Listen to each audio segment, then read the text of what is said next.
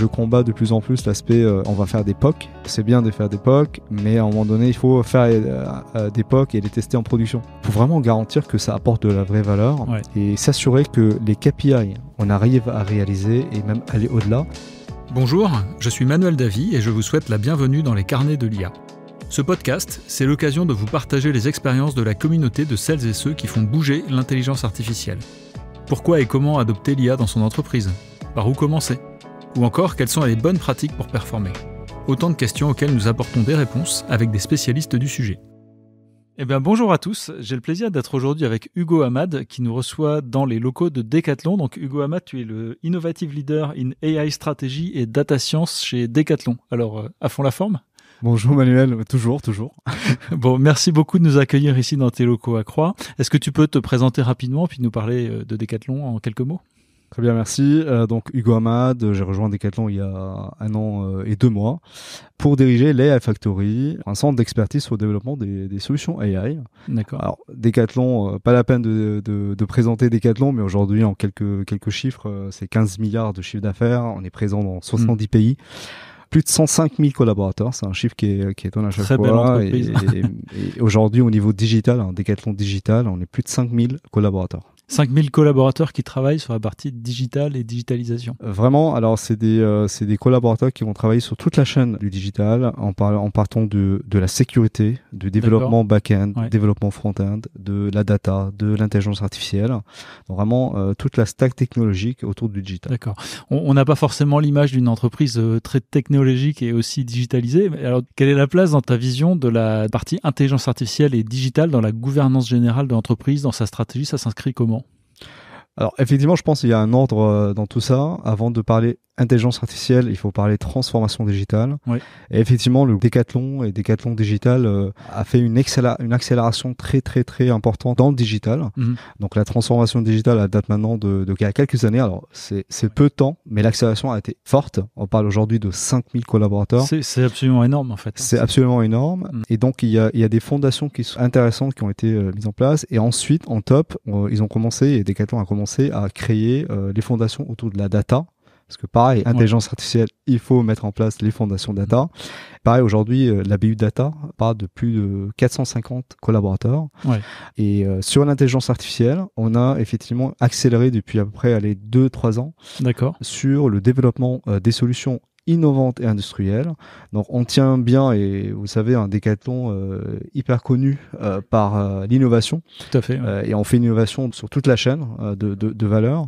Et dans l'intelligence artificielle, on a maintenu un peu cette stratégie de faire de l'innovation, faire de la R&D, mais développer quand même des produits autour de l'intelligence artificielle. C'est pour ça on a créé l'IA Factory, et c'est pour ça aussi j'ai rejoint Decathlon l'année dernière. Donc quand tu dis des produits, c'est des produits à usage interne pour les équipes de Decathlon qui intègrent des fonctionnalités basées sur l'IA. Majoritairement, mais pas que. Aujourd'hui, on met de plus en plus de l'intelligence dans les produits. Dans ce qui est acheté par le grand public ? Acheté aussi par les grands publics. Et aussi, on a des IA qui vont opérer pour le site e-commerce. Par exemple, quand on voit des recommandations poussées à nos clients, c'est issu des algorithmes de l'IA Factory pour personnaliser les offres qu'on propose à nos clients. D'accord, très intéressant. Ça évite d'aller, quand j'achète une fois un tapis de course, d'en avoir un nouveau qui m'est reproposé tous les jours. Ça, c'est l'exemple effectivement classique. Et demain, de plus en plus, on va vraiment intégrer de l'intelligence dans nos produits, dans nos services, dans l'expérience. Aujourd'hui, on parle beaucoup de l'expérience pour nos clients. Donc, comment demain avoir une intelligence qui va encore accompagner et augmenter cette expérience sportive pour nos clients. D'accord. Alors, il y a une question qui me vient en t'écoutant parler de cette histoire, c'est beaucoup d'entreprises de grande taille, leaders dans leur marché, n'ont pas forcément ce niveau d'avancée en termes de digitalisation, d'intelligence artificielle. Qu'est-ce qui fait que chez Decathlon, en fait, vous avez su prendre ce virage avec de l'avance et finalement y mettre des vrais moyens pour avoir une position de leader ? Aujourd'hui, clairement, il y a une vraie conviction de la part des execs, parce que c'est le sponsorship et le sponsoring, il est important. Mm-hmm. Ensuite, aujourd'hui, si on veut être compétitif au niveau marché, il suffit pas de l'expertise métier d'un retailer, mais vraiment, il faut regarder comment la compétition avance. Et aujourd'hui, la compétition, elle est sévère et elle est full digitalisée. Quand on regarde, par exemple, Amazon, parfois on se compare pas à Amazon, mais il faut le faire. Bien sûr.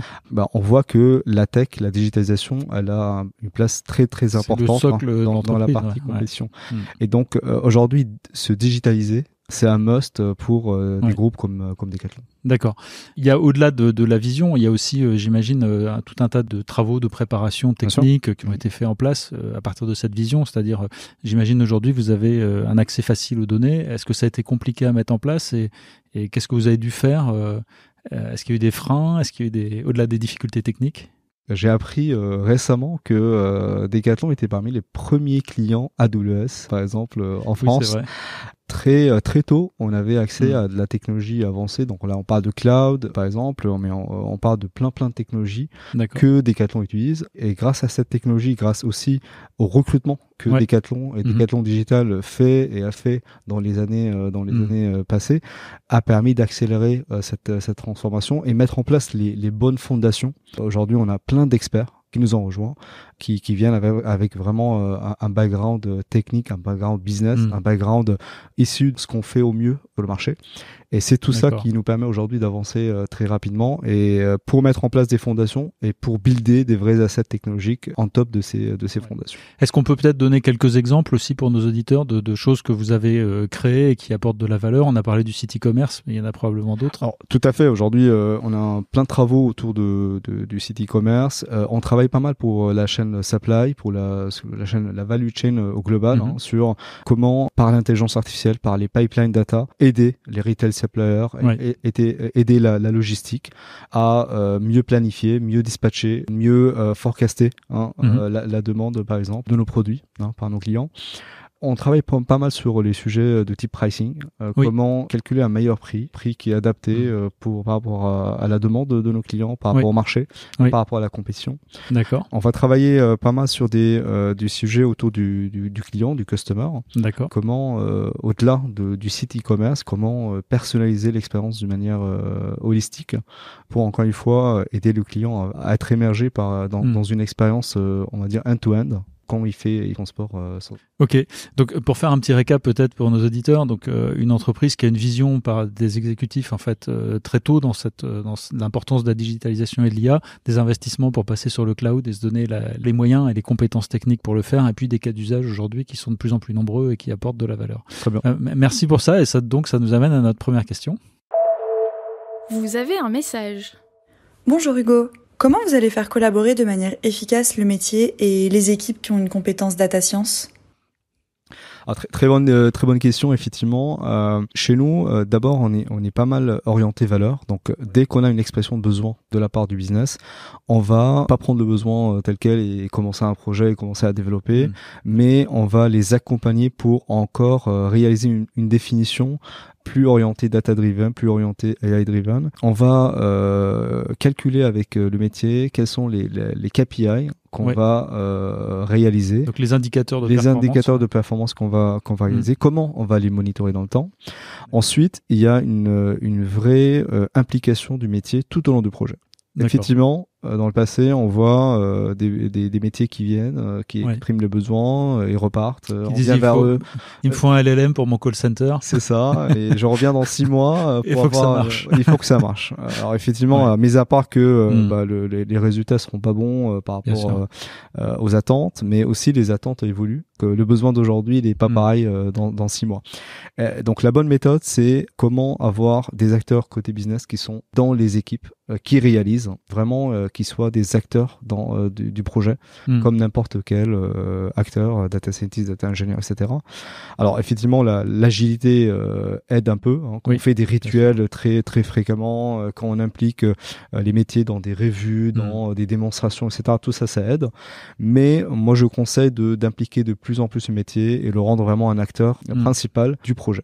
Et comme ça, à minima, on va minimiser le risque par rapport au delivery qu'on va donner au métier par la suite.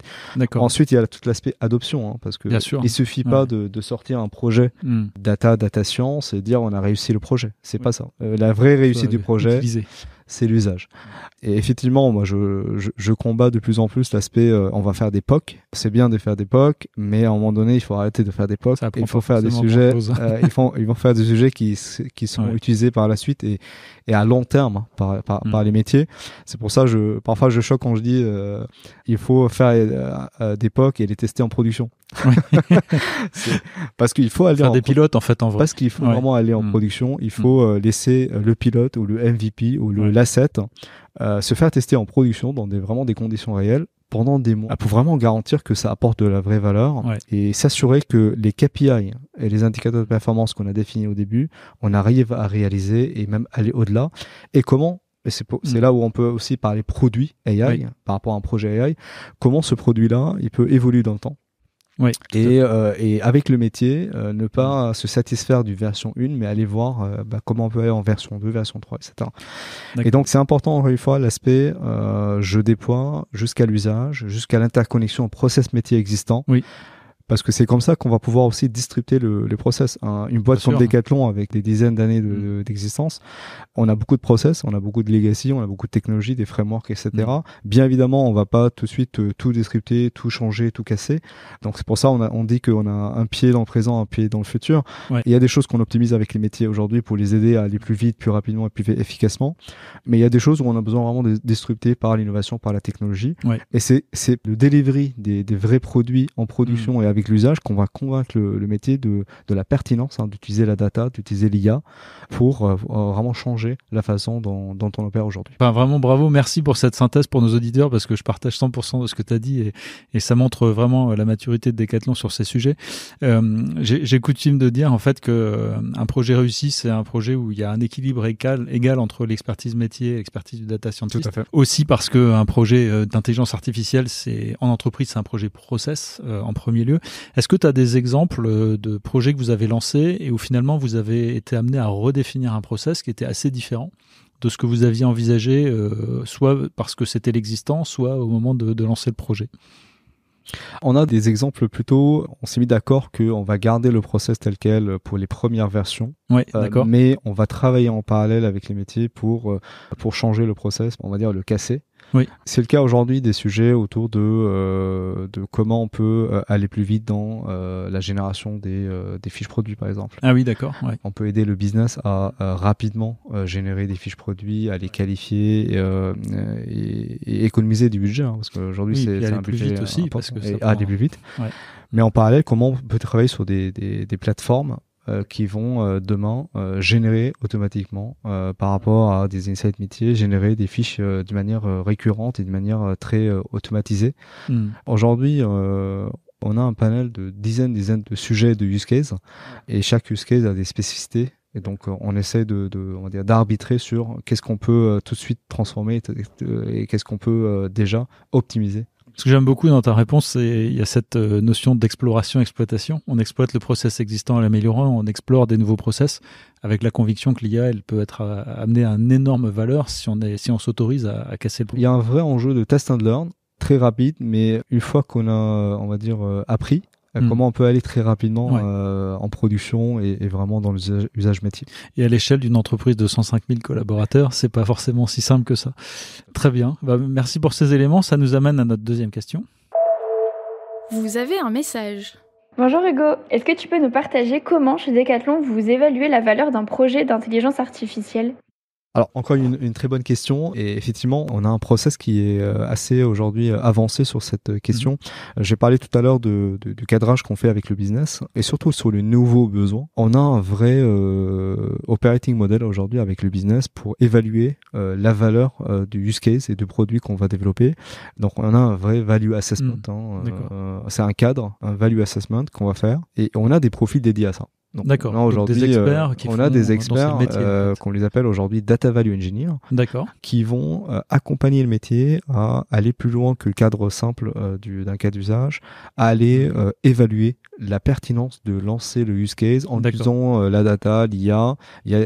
Tous les use cases ne nécessitent pas de l'intelligence artificielle. Oui, bien sûr. Tous les use cases ne sont pas matures pour qu'on les traite avec de la data et de l'IA. Et c'est leur rôle aujourd'hui d'aller cadrer ces aspects-là. D'accord. Regarder aussi avec les équipes techniques quel cadre technique on va mettre en place pour réussir le use case. Oui.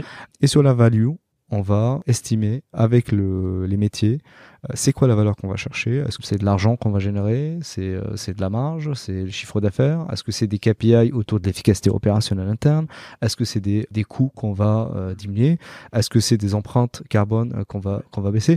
Donc il y a plein de KPI et d'indicateurs qu'on va aller calculer selon le projet et on va encore une fois les mesurer. Alors, souvent, la mesure, elle est pas du tout simple, mais on va faire quand même des commitments parce que il faut quand même des. Pour avoir du financement, il faut avoir un retour espéré quand même. Il faut un ROI quand même calculé, mais on doit se baser sur une référence sur laquelle on va travailler pour l'atteindre. Donc c'est des commitments, c'est des value commitments qu'on va chercher, et ensuite ça motive aussi les équipes. Quand on sait que derrière ce projet, on a une value creation estimée à temps ou pour atteindre tel critère et tel KPI, ça motive les équipes à travailler efficacement pour atteindre ça.